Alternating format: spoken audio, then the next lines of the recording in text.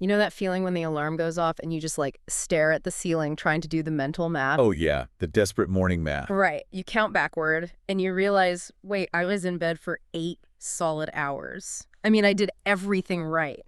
But your brain feels like it's just completely submerged in molasses. Exactly. You have this, I don't know, this vague, lingering sense of anxiety that you just can't shake. You've slept a full night, but you woke up feeling completely mentally sluggish. It feels like a betrayal, doesn't it? It really does. I mean, it's incredibly frustrating when you dedicate a third of your day to resting, only to wake up feeling like you've just, run a marathon in your sleep. Yeah. We tend to view sleep as a simple equation, right? Like time in bed equals energy the next day. But the biological reality is far more complex, and a lot of us are getting the math entirely wrong. Which is exactly why we're digging into this today. Welcome to the deep dive. We've got a really fascinating stack of sources for this one, specifically looking at clinical sleep intelligence breakdowns, highly detailed user case studies, and some incredible technical biometric data specifically centered around the OXYZEN Smart Ring. Yeah, the data coming out of this is just wild. It really is. People are using this wearable to track physiological markers, heart rate, respiratory rate, temperature. And what it's revealing about our everyday habits is, well, it proves that waking up exhausted isn't a betrayal at all. It's just a physiological math problem. Exactly. And to solve that equation, we have to make a massive shift in how we think about rest. We have to completely abandon the concept of hours in bed and start looking at sleep efficiency. Right. Because the OXYZEN data makes it undeniably clear. I mean, it's not about how long your eyes are closed. It is entirely about the architecture of what happens to your brain and body while you are actually unconscious. Okay, let's unpack this, because looking at the biometric tracking, sleep isn't just an on-off switch. You don't just power down for 8 hours. No. You're traveling through these highly specific clinical stages, right? And if you disrupt the sequence, the whole system just crashes. The ring is tracking the three like subtle shifts in your body temperature and heart rate. It shows you start in light sleep, which is basically the transition phase. Yes, light sleep is your entry point. Your body begins to cool down slightly, your heart rate starts to, settle, and your brain begins to lightly process your daily experiences. It's the bridge. Just kind of easing you in. Right. But the real physiological magic happens when you descend from there into deep sleep, which is clinically known as slow wave sleep. And this is where the body is doing the heavy physical lifting. Precisely. Deep sleep is your primary restorative phase for physical recovery. So your blood pressure drops, your breathing becomes incredibly rhythmic, and blood flow is directed straight to your muscles. This is when your immune system is bolstered, cellular repair goes into overdrive, and your body physically rebuilds itself from the micro tears and just the general wear and tear of the day. But then the architecture shifts entirely, and you move into REM sleep, rapid eye movement. Which is a completely different beast. I was reading through the clinical breakdowns and the sources, and I love thinking about it this way. So deep sleep is like the body's mechanic. Oh, I like that. Yeah, it comes in, pops the hood, and fixes the hardware, repairing muscle, fighting off that cold you picked up on the train. But REM sleep, REM is the body's therapist. Yes, absolutely. It's sorting out your software, it's filing away your memories, processing the emotional baggage of your day, and basically resetting your mental state for tomorrow. That is a perfect analogy. Because during REM, your brain activity actually looks remarkably similar to when you are awake. I mean, it's highly active. Really? Yeah, this is where creative problem solving happens, where emotional regulation is established. Right. Without sufficient REM, your brain's software just becomes glitchy and unstable. Which brings us to the real mystery in this data. Because if our bodies are naturally programmed to automatically cycle through these stages, mechanic, therapist, what is stopping the therapist from doing their job? Well, that's the big question. Because the user case studies from the OXYZEN Ring show a massive portion of the population is chronically skipping that vital software update. Right. And the answer points directly to our lifestyle choices. When you look at the biometric data across thousands of users, the chief culprit, the absolute worst offender for suppressing that REM therapist, is late-day caffeine. This was such a massive realization for me when reading through these sources. The data visualizes this so clearly that people are seeing it happen to their own bodies in real time. Oh, totally. Like there's a user named Daniel K. in the case studies, and his experience perfectly captures this. He said, and I quote, "Love seeing my REM versus deep sleep. The insights help me cut late caffeine, and my mornings are so much smoother now." It's amazing when you can actually see the data. Yeah, and another user, Chris F., noted that the ring showed exactly how his heart responds to coffee, like minute by minute. The visual proof is incredibly validating for people. They finally see why they feel terrible. But, to really understand why this happens, we need to look at the underlying biology. Okay, let's hear it. Now, I want to note for you listening that the specific biological mechanism I'm about to explain comes from outside of our provided sources today, so you may want to independently verify this.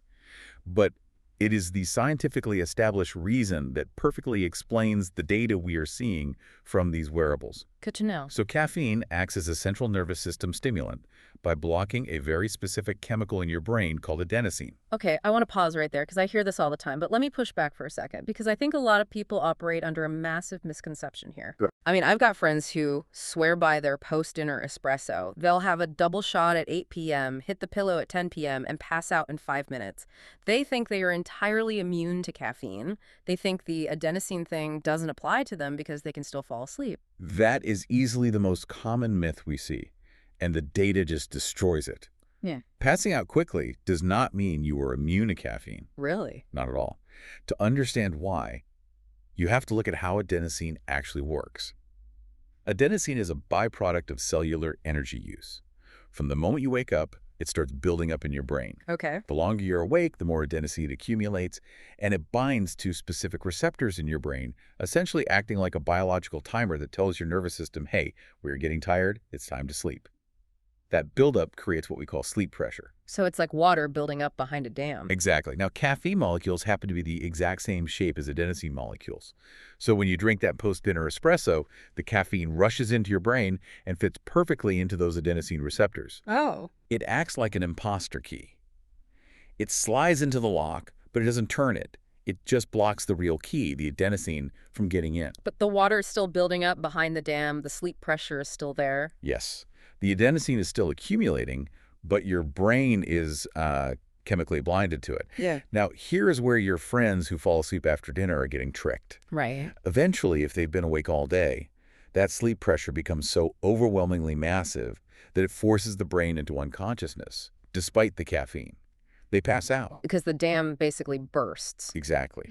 But, and this is the critical distinction, caffeine has a very long half-life.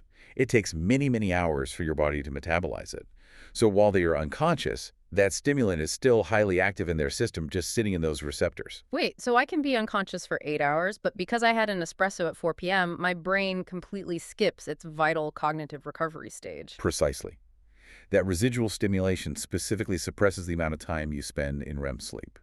It significantly delays its onset. Your body might be exhausted enough to force you into light sleep, or even drop you into deep sleep so the mechanic can fix your muscles. But the caffeine acts like a bouncer at the door of your REM cycle. Your brain is trying to enter that vital cognitive recovery stage, but the stimulant prevents it. That is a terrifying image. You are technically unconscious for 8 hours, but because you had a latte in the afternoon, your therapist was locked out all night, you didn't process a single emotion, you didn't consolidate any memories.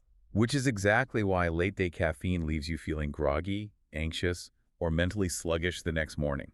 I mean, even if you technically spent enough hours in bed, your hardware is rested, but your software is basically crashing. And this naturally creates a massive ripple effect into the next day. Because if your brain is emotionally raw from a lack of REM sleep, every tiny stressor the next morning is going to feel like a 5-alarm fire. Oh, absolutely. Every email is a crisis. And that's not just in your head, right? Your body literally, physically braces for impact. Which brings us to the data on your heart, and one of the most revealing metrics tracked by the OXYZEN Ring, heart rate variability, or HRV. Yes. The continuous tracking reveals that your caffeine timing and dosage directly impact your stress hormones and your HRV the next day. And since we're looking at HRV data here, we already know the basic premise. We want high variability. Right. Here's where it gets really interesting because it feels counterintuitive at first. You'd think a healthy heart should beat perfectly evenly, like a metronome. Tick, tick. Right, but no. We actually want a heart that acts like a jazz drummer. We want high variation in the time between beats. Exactly. High HRV means you have a flexible, resilient autonomic nervous system. You're in a parasympathetic state, your rest and digest mode. Your heart is fluidly adapting to micro changes in your breathing and your environment. Which is good. Yes. But when you lack REM sleep and your system is flooded with stress hormones, you get a low HRV. Your nervous system is rigid. It's locked into a sympathetic state, your fight or flight mode. Your body is so stressed that it's beating like a rigid drum, constantly preparing for a physical threat. But what the OXYZEN data exposes that's so incredibly shocking isn't just that bad sleep lowers HRV, it's what else tanks that variation during our waking hours. Because we have this very flawed perception of what relaxing actually looks like. We really do. The data from the sources is incredibly revealing here. There's a fascinating data point. When cortisol, your primary stress hormone, spikes, your HRV can plunge by up to 30% in mere minutes. 30%, that's huge. It is. And the data shows that activities we perceive as our downtime are actually the very things triggering those cortisol spikes. Okay, this is the part that completely rewired my brain. Because I always thought my Sunday morning routine of, lying on the couch, not moving a muscle, and doom scrolling on social media for an hour was my ultimate recovery time. I'm physically resting. But you're saying the data shows the exact opposite is happening internally. Entirely the opposite. The Ring's reports reveal that outward calm absolutely does not equal internal relaxation. Let's look at the mechanism of doom scrolling. When you are staring at a screen, rapidly flicking through a feed of news, arguments, and hyperstimulating videos, your optic nerve is sending an overwhelming barrage of rapid-fire context switches to your brain. It's just too much information, too fast. Yes, and your brain didn't evolve to process global crises while lying comfortably on a sofa. It interprets that intense, erratic visual data and the emotional microshocks of negative news as an immediate environmental threat. It signals your adrenal glands to release cortisol. Wow. Your brain assumes, based on the visual input, that you are in physical danger. So I could be sitting perfectly still on the couch, feeling fine, but my HRV data would show my nervous system is secretly panicking. Precisely. That sympathetic overdrive kicks in immediately. Your cortisol surges, your HRV drops by 30%, and your heart locks into that rigid metronome rhythm to pump blood to your muscles so you can run away or fight. But you aren't running. You're just lying there. That is wild. This is why people feel exhausted even on their days off. They're physically resting, but physiologically, their nervous system is sprinting away from a tiger for 2 hours straight. That explains so much. It's the same thing with having a late-night email session from bed. You think you're just getting a head start on Monday, but your heart rate variability is tanking because your body is bracing for a physical confrontation with your boss. That's exactly what is happening. The stress response is highly primitive. It doesn't differentiate between a looming deadline and a looming predator. Okay, so we have all this invisible data suddenly made visible. We can see our REM sleep getting crushed by a late afternoon latte. We can see our HRV tanking when we doom scroll on the couch. How do you actually use this knowledge without just getting completely overwhelmed by the numbers? I mean, I don't want to become neurotic about checking my finger every 5 minutes. The key, according to the experts and the sources, is shifting your mindset from calendar-based living to readiness-based living. Instead of letting your schedule dictate your physical intensity, you let your physiological data guide you. Okay, how does that work? Well, the Ring takes your sleep architecture, your HRV, and your resting heart rate, and synthesizes it into a daily readiness score. It's essentially checking the internal weather before you decide what kind of effort you're going to put into the day. That's a great way to put it. A high readiness score, say 75 or above, is your green light. Your HRV is high, your REM was solid, the therapist did their job. That is the day to tackle intense cognitive work, give that big presentation, or hit a heavy workout. But a low score, anything under 50, means your body is screaming for recovery. That's the day to prioritize lighter tasks, go for a walk instead of a run, and basically just get to bed early. And ignoring those low scores has real physical consequences. There is a deeply cautionary example in the sources about this that I want to highlight. Oh, the deadlift one. Yeah. A user hit a deadlift personal record at the gym, which, sounds great on paper, but their HRV at the time was sitting at a remarkably low 18 milliseconds. Now, the critical threshold for a healthy resting state is generally around 20 milliseconds. Pulling a PR with an HRV that low is a massive red flag. It is an absolute recipe for impending injury. Let's break down why. That 18 millisecond HRV tells us that the user's nervous system was entirely dominated by that fight or flight sympathetic response. They had virtually zero parasympathetic recovery tone. So they were basically running on fumes. Worse than fumes. Their tendons were likely stiff, their systemic inflammation was high, and their body was deeply fatigued. But they still lifted the weight. How is that possible if they were that exhausted? Because adrenaline is a powerful mask.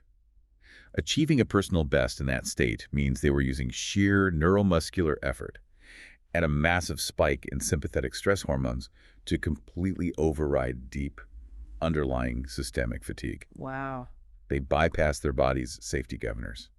If you consistently push through a warning like that, you aren't building strength. You are just courting a severe tendon rupture or deep muscle damage. The data was telling them they were driving a car with no oil, and they decided to floor it anyway. So what does this all mean for the rest of us? I mean, let's be realistic for a second. If I wake up, check my app, and my score is low or my HRV is completely tanking, what can I actually do about it in the moment? I can't just call my boss and say, sorry, my HRV is 18 today. I can't come to work. I have a life I can't cancel. And that's the reality for most people.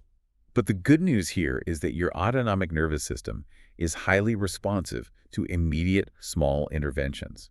You don't have to cancel your day, you just have to send a safety signal to your brain. Okay, like what? Well, the sources offer a brilliant, actionable tip that takes almost no effort.